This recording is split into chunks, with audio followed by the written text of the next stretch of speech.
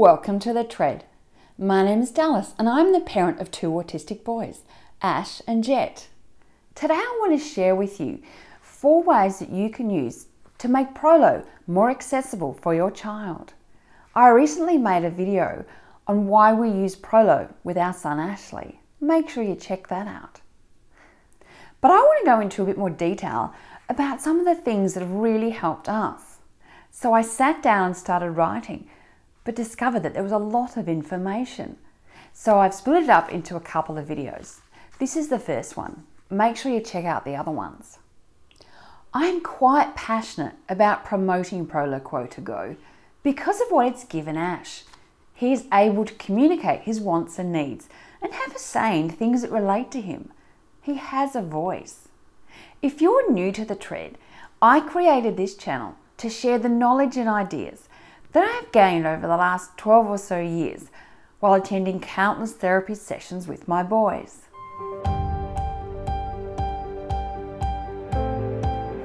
For the last 7 to 8 years that Ash has been using Prolo, we've just had the one device. We would use it to model on and Ash would use it to talk with. This worked really well up until recently.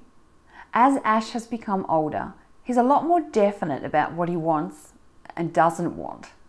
For example, if he wanted to watch TV or have the iPad and it wasn't that time, we would try and use the device to model no.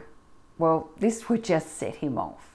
Unless our finger was hovering towards the yes button, which was the only answer he was going to accept, he wouldn't let us use the device to talk. There were times when I wanted to use it to model something, but he wouldn't let me. Yes, frustrating, especially when you wanted to model something, but great that he was showing ownership of it. After all, this is his voice. We shouldn't just be grabbing it off him. So we purchased a second iPad mini and put Prolo on it. It has a different color case than Ash's so that it is instantly recognizable as the support Prolo.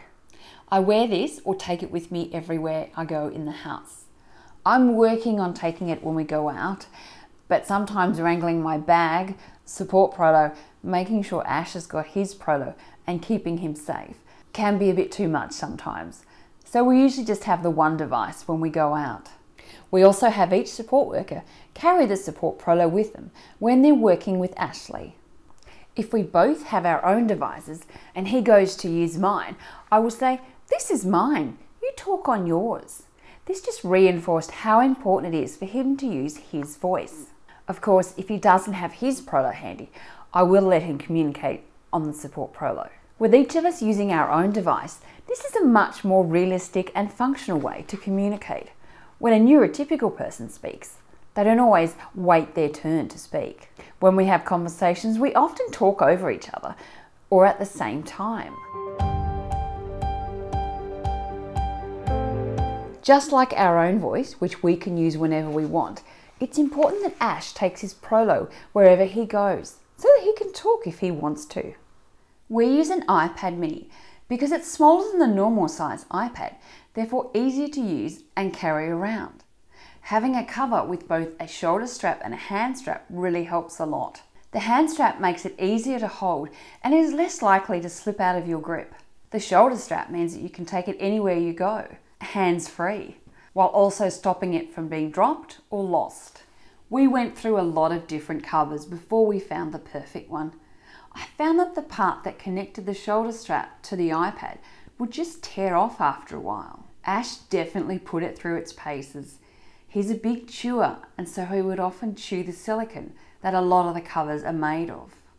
I finally found one that has proper metal clips to attach the shoulder strap to the iPad. It's also made of a tougher material than silicone. Ash still chews it a bit, but it's much more durable and harder to break. We've finished it off with a screen protector, so now I know it's protected as much as possible. I don't need to worry about it getting dropped or knocked. Covers and screen protectors are much cheaper than replacing a whole iPad. This is so important. I'm only one person with a finite amount of time and energy. I have 2 other kids with their own needs, and I can't spend every possible moment with Ash teaching him to communicate using the Proloquo, and nor should I. He needs to be able to learn to communicate with many other people and in different environments. There are no prerequisites to know how to use the Proloquo. I've never studied speech therapy, but I've learned how to use it over time. My mum, Ash's granny, picks it up and makes the effort to use it with Ash, and she's in her 70s. It's just a matter of sitting down with it, exploring what's on the homepage, looking through the folders. The only way to learn how to use it is to, well, use it. Talk to your child's speech therapist and see if they would be willing to do some training or coaching with your support workers, family, friends, teachers, basically anyone who is willing and wants to be a part in helping your child have a voice in the world. When first creating the user profile on the Proloquo, the vocabulary has already been set up and designed by speech therapists. Each of the folders already includes the core words. However, it is fully customizable. You can add your own photos. You can also add more of the activities or interests that your child has. There are countless resources on Assistiveware to guide you with this, and your child's speech therapist should also be able to help.